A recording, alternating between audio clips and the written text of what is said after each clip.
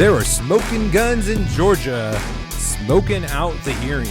Oh my goodness, there was 2 hearings today in Georgia, and the smoking gun video is dropped. We have clips of that today, and we have a clip of one of the Karens in the Senate hearing, or state representatives, I don't know which it was, in Georgia, where that's exactly what we're going to hear and what we've been hearing. And we can talk about that today. Welcome to the show. My name is Matt Williams. Thank you for listening, sharing. You guys make How to Build Tent the name of the show so great. We're part of the Fight Laugh Feast Network. Go over to flfnetwork.com, put an HTBT in the memo field, and you'll get a sweet mug like the one behind me. You'll be partnering with us as we proclaim the Lordship of Jesus in every area of life. You are enabling us and allowing us to build a platform so when we do get deplatformed, which you know this is going to start heating up, we will have our own platform. So I appreciate everyone who has subscribed. Really appreciate all of you guys. Those of you subscribed on YouTube, appreciate you as well. Thank you for everyone who's sharing the show. The podcast is doing phenomenal. Thank you for everyone again and again and again. I really appreciate you guys. You can email me, Matt, at howtobuildatent.com. Find me on all those social media sites, How to Build a Tent, including Parler. And let's get into it. And the first thing I want to hit, because before we get into that, and this is really important, is there are bombs being dropped by Lin Wood. And say what you will about the man. He's the attorney down in Georgia. They're making allegations that he's lied, that he's a Democrat, and all of these different things, which may be true. He may have lied about some things. He seems like he has decent answers for them. And it may be true that he even voted for a Democrat from time to time, which I think he even admitted. But I want to tell you guys something. Well, first of all, I just want to say this. Trump has brought over in a bipartisan fashion Democrats to be for him. And even if we have Democrats like, I don't know, Alan Dershowitz, who we see all over the legitimate quote unquote media like Fox News, arguing for the legitimacy of the Constitution. Like, are we just going to discredit an Alan Dershowitz because he's a Democrat? He's still a Democrat. He doesn't pretend not to be. But for some reason, when it's Lin Wood, who's now saying he voted for Trump, but vote for Democrats before, for some reason that we can't trust him or we shouldn't take his arguments and we shouldn't let him fight for us. This purity thing is strange. But let me tell you what's really happening. There was this one movie that I watched as a kid that I really loved. It's called Memphis Belle. And it was about the bombers in World War II that would go over Germany, or at least it was the final mission that would go over Germany. And it was their last mission. They were the first crew ever to get to the certain amount of missions that they needed to go home and to be done with the war. Because everyone else got shot down, but they were the ones who pulled it off. And they were going to go and bomb Germany for the last run, or somewhere close to Germany. I can't remember. It's been a long time since I watched it. And they have the footage in the movie of them taking off the runway and leaving the base. And you know what didn't happen when they were not over the target, when they were just leaving the base?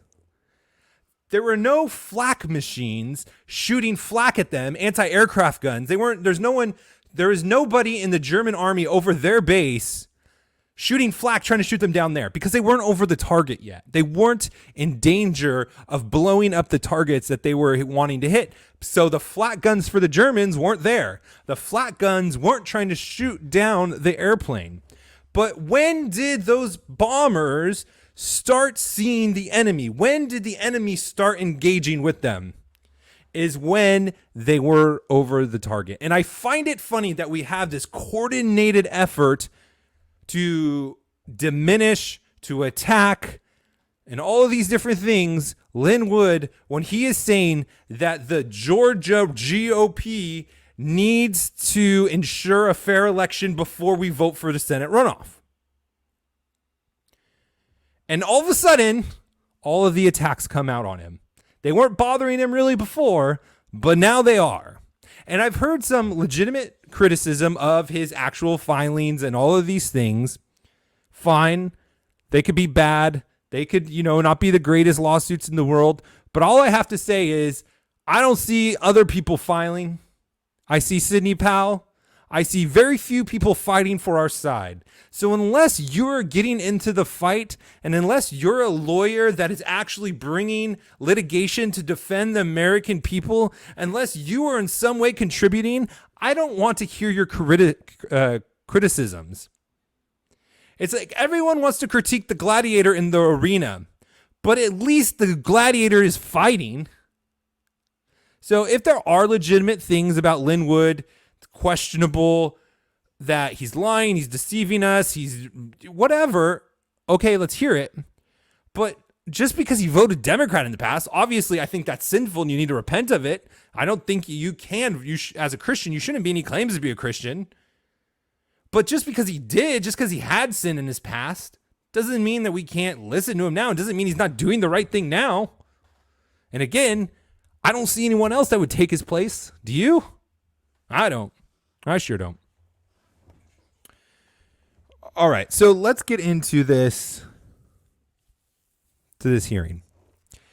There was two, and I didn't know there was two. I thought there was only going to be one. And I was watching the first one with some people that I text with online. Some watch the show, some don't.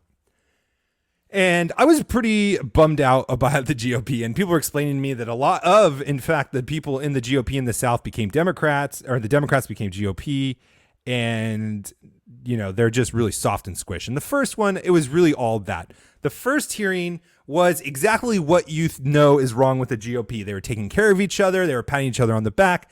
It was basically for the first 40 minutes was the attorney for the Secretary of State, who's a Republican from what I understand, in Georgia, talking about all the things that they've done to secure the election. Things that were not relevant to the accusations, things that aren't relevant to the fraud, talking to just about everything. Pretty much filibustering. Filibustering? No, filibustering. And then the people who got to ask him questions were the very people that voted for the Dominion software. The people that are the ones that we are accusing of making bad decisions at the very least. And so, as you could imagine, there weren't very, very good questions. There's one or two senators, representatives, again, I don't remember which house of it was in the state, that were actually not part of the good old boys, which was encouraging. But for most of them, even one of them said, even to this day, he does not regret voting for Dominion. Even though we know how many security breaches there are, that votes were counted overseas, that it was designed and created to overthrow the elections in Venezuela and several other countries. He still doesn't regret it. Okay, so before we get to the second interview, I just want to say this too. And okay, so let me just close it off with this one last thing, is that I thought that the Georgia was done. I thought we were going to lose Georgia. It wasn't going to flip based on the first hearing. And I want to go back to talking about the Senate runoff for a second, because this is what we're hearing. And then we'll get into the second hearing in Georgia, and then we'll call it a wrap and go enjoy our weekends. I've been hearing these two different sides debating of good people on the conservative, Republican, Rhino side. One school of thought, you need to go vote for those senators. Even if you think there's cheating, even if you think that it's not going to count, you should go vote because the Senate is important. And then there's the other side who's saying, why vote at all if they're just going to cheat and win? I mean, seriously, even till yesterday, Georgia is still counting votes in Fulton County.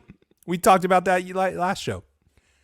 But it's a false choice, guys. It's a false choice. And in this hearing, in fact, the second hearing, we have the third choice. And this is what we need to talk about. This is how we fight in Georgia. This is how we support our people in Georgia, is we present and talk about this third point, is we don't vote until the GOP-controlled state takes action to secure the vote. We will turn out and vote for the senators if you guys ensure the integrity of the election. And this question, and this goes right into our second interview or second Senate session, which is really good, is that the colonel who's been testifying, he's the guy who specializes in all this IT stuff, has been talking about the Dominion software in all these different states, traveling around with Rudy Giuliani and Jen Ellis. And he said, we can use the Dominion software still. We just have to make sure that every machine has a Republican and a Democrat watching every machine and vote and having those controls there. And 2, making sure the flash drives are all made sure that they're secure and no one's taking them in and out during the vote. And then me personally, this is Matt Williams talking, also make sure they're not connected to the internet. And that is an easy way that the GOP today can use the existing machines that they spent $200 million on or whatever and fix the election to ensure that there is minimal fraud at most and make sure that everyone votes in person. This mail-in vote obviously is a disaster. So let's see the GOP take steps to do that and then go vote for the senators. It's not all or nothing.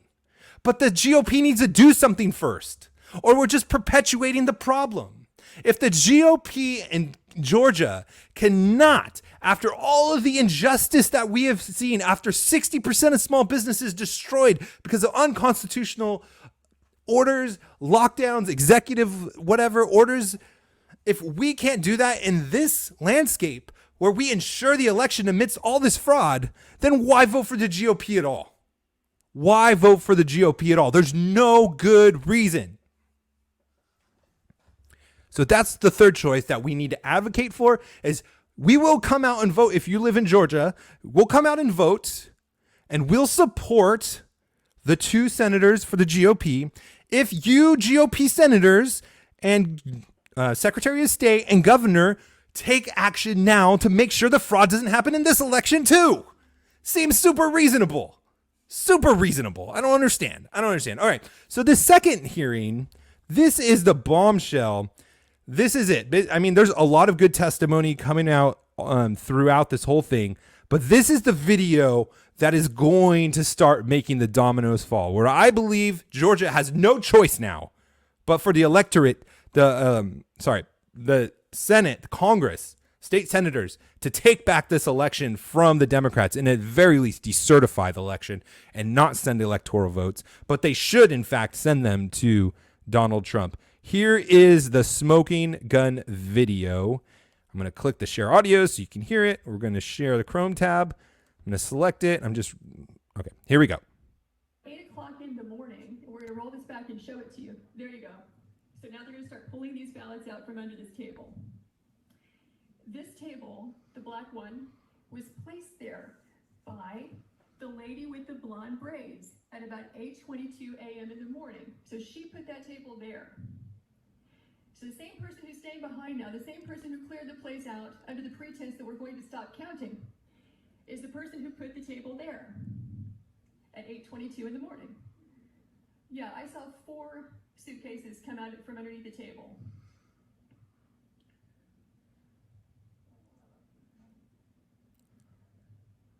Yeah, upper right hand, you see the gentleman in red. So he just pulled one out. All right, so when I'm being unprofessional here. I should have said this before I did this, setting up the video, if you will. And for those of you listening, I'll tell you what happened. So this is video because they were in Atlanta Stadium where the Atlanta Falcons play. And the lady who put those ballot suitcases underneath a table with the black cloths where throughout the whole day, they weren't pulling the boxes from there. So this was separate from where all the other ballots were being counted from. When the Republicans were there counting, when everyone else was there counting, they were taking them from somewhere else. I think it was around 11 o'clock or 10:30 at night, or 10 or 11 o'clock at night. They told everyone to leave the room and they were going to start counting tomorrow. And 4 people stayed behind. And when everyone was out, except for those 4 people, they brought these buckets of votes out, which can hold up to 4,000 votes, I've heard, under this tablecloth, so no one saw them there, and started counting them for 2 hours, allegedly 2 hours, and then the timestamps are there and everything like that. And we're counting them unsupervised. Right there is enough evidence to flip Georgia for Donald Trump. Right there alone. And I've been hearing 2 arguments, and we're going to get into these, and then we're going to close because I'm trying really hard to keep it under 15 minutes. But I mean, there's just so much going on. It's really hard to do. There's been two arguments I've heard. One is, how could you be so stupid to think that these people, knowing they're being recorded, would do this? Obviously, it's not what you think it is. No one would knowingly do that. That's illegal. It's a fraud. It's a felony. No one would do that knowing they were recorded.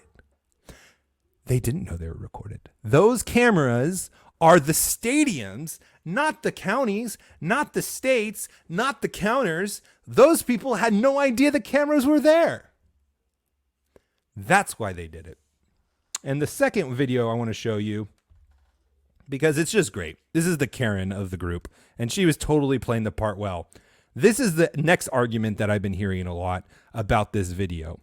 Senator Parent, I heard you say several times this has been debunked, but I also just heard that this video just appeared last night. So how could it have been debunked? Well, my response, not being an expert, is that these very allegations came up right away after the election, almost a month ago, and have been repeatedly discussed by the Secretary of State's office, including everything that we're seeing here. But is this And not there have the- been explanations for all of it. Is this not the first time this video has been shown? I believe that this is the Yes. first time this video has been Yes. seen. And It the is. news- And That's the news correct. media hasn't seen this video or have not? They have put it not, out? They have That's not right. because put I've it out. been in contact with counsel for the State Farm Arena, and Will be today. Okay, Senator, So this is what you're going to hear. This has already been debunked. And these allegations came out from the very beginning, which, just take off the negative tone of that. If these allegations have happened from the beginning, and now we have video showing that the allegations actually happened, that actually legitimizes the earlier allegations. It doesn't negate them. It doesn't devalue them. It reinforces them. But how she says it makes it seem like, oh my gosh, obviously these are so old. And then secondly, they've been debunked. By whom? Who debunked them? Because we have allegations, we have affidavits of people in person there saying these exact things happened to the exact hour. We have affidavits of people saying to the exact hour that match the timestamp of this video. And when she's saying, and when others are saying, I'm already hearing on the internet as we've been sharing this, is that it's already been debunked. This video was just released for this hearing. No one's seen it before. How can it be debunked already? Twitter already put the debunk tag on it. Who else has seen it? How have they already, the moments after it's been released, been debunked? No, ladies and gentlemen, we're feeling the flack. The enemy is shooting more because we're over the target. We're no longer on our territory. We're dropping bombs, baby. We're dropping the bombs over targets, and we're getting momentum, and we're taking back this country. But the flack is coming, and we are going to have casualties. We're going to get hurt. We're going to be taking casualties, but we need to be prepared and encouraged by it. This is an encouraging thing. When you can get to Germany to drop the bombs, even if some planes go down, you're being successful. You're getting to the target. So take encouragement. Be hopeful. Continue to pray. Continue to encourage. Continue to push. Continue to call. We are pushing ahead, and we are going to be victorious. I hope that gives you some great motivation for this weekend. Enjoy your Sabbath. Enjoy the Lord's Day. Celebrate the Lord. Give thanks. Continue to worship, because worship is warfare. And we'll get back to you next week. God bless.